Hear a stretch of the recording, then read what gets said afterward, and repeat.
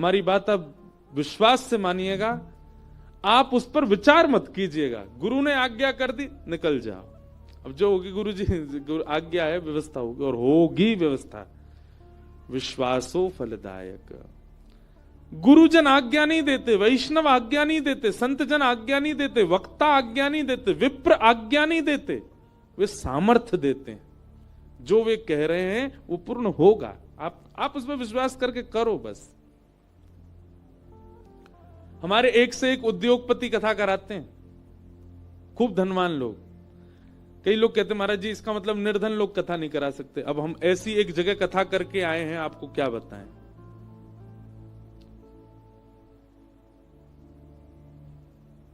एक परिवार है, अब मैं जगह का नाम भी नहीं बोलूंगा, उनका नाम भी नहीं बताऊंगा, बस बता रहा हूं। इसी वर्ष की बात है, इसी साल की। एक कथा हुई एक जगह निश्चित, तो हम वहां गए कथा करने। जैसे ही हम पहुंचे तो हमारे पंडित जी लोग सब आए। मैंने इनसे पूछी, मैंने कि वो कौन है कथा जो करा रहे हैं? तो एक आधा सा नेकर पहने, इतनी छोटी उसकी हाइट बेचारे की, वहीं खड़ा था। बोले ये है मुख्य यजमान। अब मैं उनको देख, मैंने आप मुख्य यजमान हो? बोले हाँ। मैंने बहुत बढ़िया भैया। मैंने कहा आप क्या करते हो?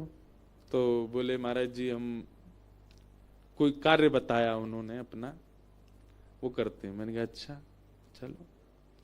जब उनकी व्यवस्था देखी हमने, तो ऐसे बड़े बड़े उद्योगपति भी व्यवस्था नहीं करते, नाक मुंह मोड़ते हैं, ये नहीं होगा, ये नहीं होगा, ऐसे नहीं होगा, ये होगा, हमारी तरह से होगा।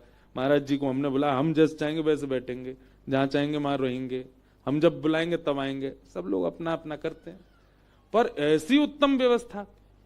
तो हमने संकोच में एक दिन उनसे पूछा, मैंने कहा आप एक बात बताओ, इतनी सुंदर व्यवस्था आपकी कैसे हुई?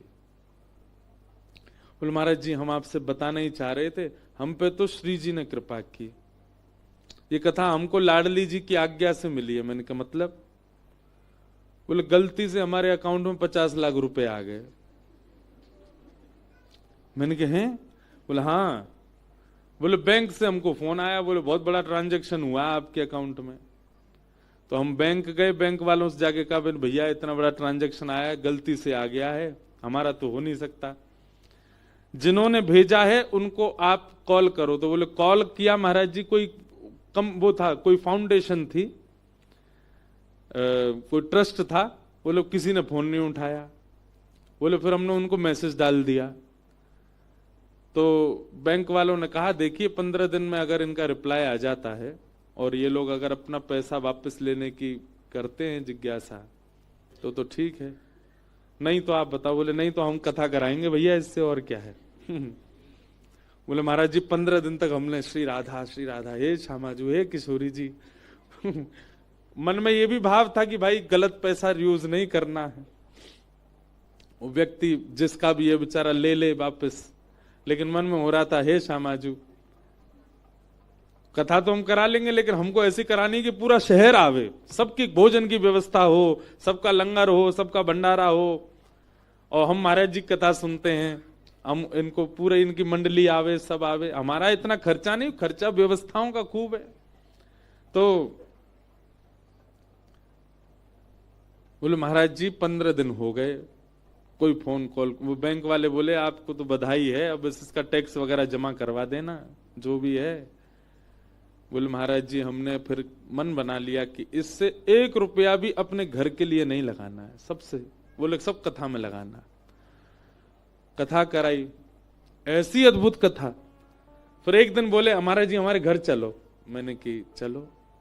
जब मैं उनके घर गया, एक बहुत संपन्न व्यक्ति के यहाँ किराए पे एक कमरे में रहते हैं वो।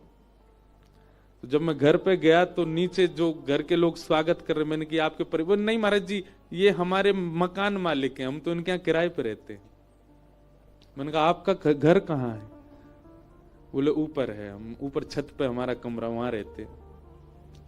ऊपर ले गए, 2-3 कमरे थे वहां, हॉल था, और उनके यहाँ सच में हृदय से ऐसा भाव आया कि सच में इनकी कथा श्री जी ने ही करवाई। अब भी मिलने आए, मैंने कि कोई इंक्वायरी आई? बोले कोई फोन ही नहीं आया महाराज जी, ट्रस्ट वाले डाल के भूल भाल गए कहां गए पैसा।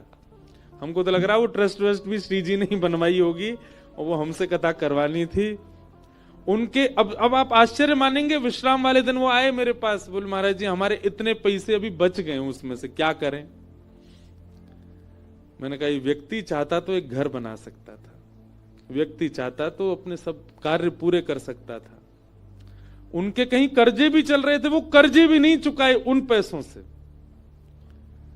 बोले हमारा मन है हम महाराज जी वृंदावन आकर के बहुत बड़ा भंडारा कर दें, वृंदावन के सब रसिक संत ब्रजवासी मैंने करो।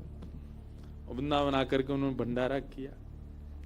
बड़े बड़े अरब खरबपति लोग 10-10 रुपया बांटते हैं भंडारे में भी, 500-500 रुपए बांट रहे थे सबको। 1 रुपया भी मेरे प्रयोग में नहीं रहना चाहिए, सब ठाकुर जी की सेवा। ऐसे ऐसे लोग भी हैं बहुत, हर कथा में एक अनुभव होता है।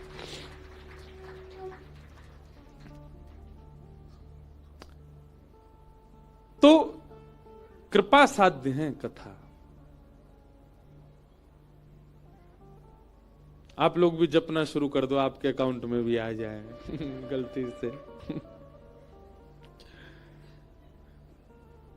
सीधी बात यह है भैया, जिन सज्जन ने वो कथा कराई उनके अकाउंट में पैसा नहीं था, उनके अकाउंट में ठाकुर जी का नाम था, ठाकुर जी का इतना भजन उनके पास था, ठाकुर जी की ऐसी कृपा थी उनके ऊपर कि कैसे भी करके योजना बनी, कथा हुई।